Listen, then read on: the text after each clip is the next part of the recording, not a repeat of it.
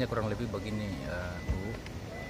Pada tanggal 8 Juli 2020 diadakanlah musda DPD tingkat 2 Kota Tangerang. Nah, pada saat itu tentu pesertanya kan pengurus PK, pengurus kecamatan, namanya pimpinan kecamatan.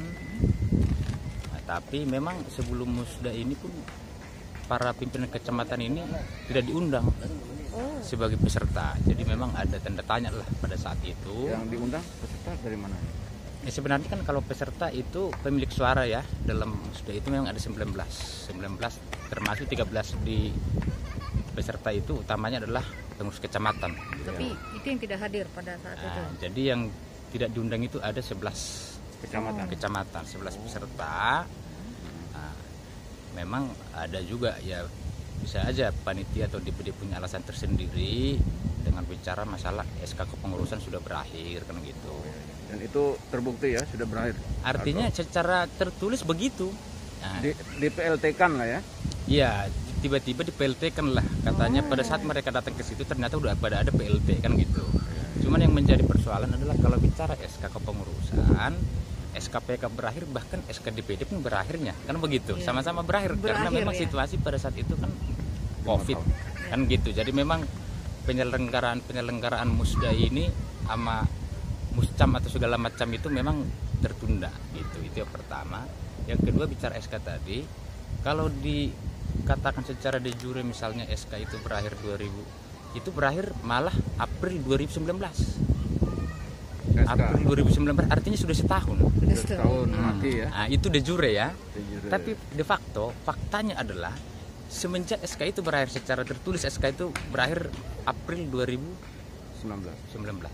Tapi segala kegiatan resmi semenjak berakhir SK itu, orang ini masih bertindak atas nama ketua PK, masih dipanggil, diundang, kita ada buktinya. Jadi artinya kita bukan kita yang mengklaim bahwa kita ini masih pemohon ini bukan klaim sepihak bahwa mereka masih pengurus yang sah, tapi fakta lah yang menyatakan mereka itu pengurus yang sah dengan bukti sejak Mei sampai dengan April bahkan Februari 2020 itu. Seharusnya memang kalau bicara normal tahapan mungkin di sekitar Februari kali musdanya ya. Jadi pada saat itu mereka masih diundang juga sebagai ketua PK gitu loh. Kalau mau berakhir ya harusnya jangan diundang dong dari April. Ini hampir setahun berjalan mereka ini masih bertindak selaku ketua PK. Jadi agenda hari ini apa saja? Agenda hari ini sebenarnya masih tahap pembacaan permohonan karena masih sidang pertama. Tentu nanti kita ikutilah mekanisme di Mahkamah Partai Golkar. Kira-kira pembelaan materi-materi apa kira-kira?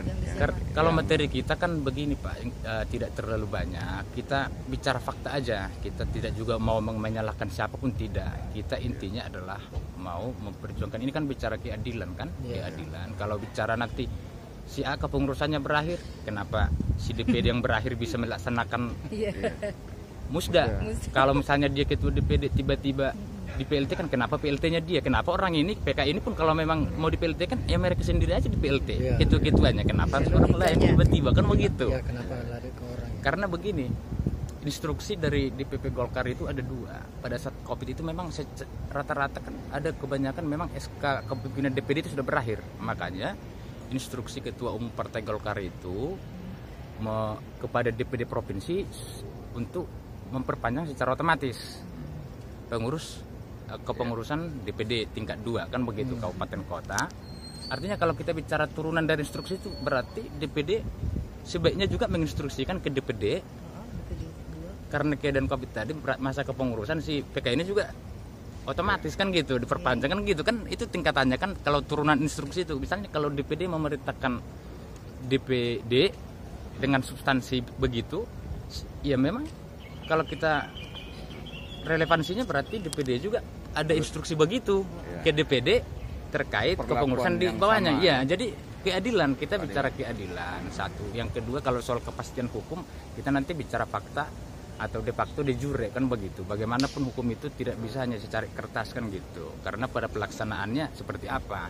Berarti hasil musda kemarin dianggap tidak sah atau gimana nih? Jadi artinya begini, kita musda itu, jadi memang objek dari permohonan kita adalah musda ke-6 DPD tingkat 2 Kota Tangerang pada tanggal 8 Juli 2020 yang bertempat di Hotel Allium Kota Tangerang Adalah yang cacat tidak hukum. mengikutsertakan Hmm.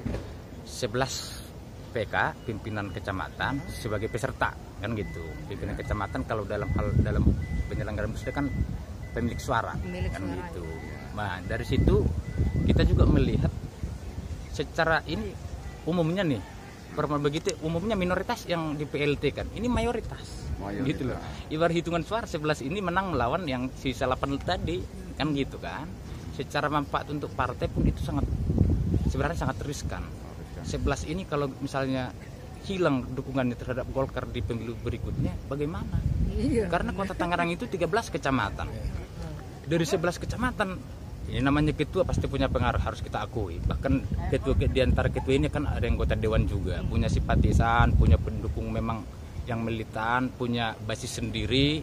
Tentu basis itu kan basisnya Golkar. Kalau si ketuanya ibaratnya merasa sudah tidak bisa dibilang dia udah tidak ingin membangun Golkar lagi dengan keadaan seperti ini, akhirnya menjadi partai lain atau apa, Iya. kan itu resiko secara kemampatan untuk partai harus Saat ini siapa ketua dipertimbang. DPD 2 Kota Yang- Tangerang? Untuk saat ini memang ketua hasil DPD di hasil musda kemarin itu ada Pak Haji Sahrudin. Yang dimenangkan siapa kemarin, Pak? Haji Sahrudin, Haji kebetulan beliau memang saat ini wakil wali kota Tangerang, begitu.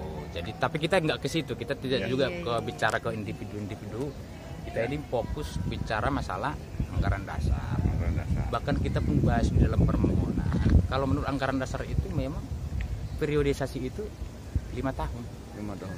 Artinya kalau dari SK mereka ini tahun 2017 dan hasil musyawarah kecamatannya itu 2017, maka mengacu anggaran dasar itu di 2022 sebenarnya berakhir. Tapi kenapa ada pertanyaan kita juga, kenapa itu tiba-tiba berakhir 2019? Jadi hasil musyawarah itu dibikin 2 tahun gitu. Apakah ingin menyesuaikan periode 2014-2019? Kita juga nggak mengerti. Tapi yang pasti dalam anggaran dasar itu dibilang pimpinan kecamatan itu 5 tahun. dengan masa bakti 5 tahun semenjak pelaksanaan musyawarah kecamatan. Itulah di anggaran dasar. Itu udah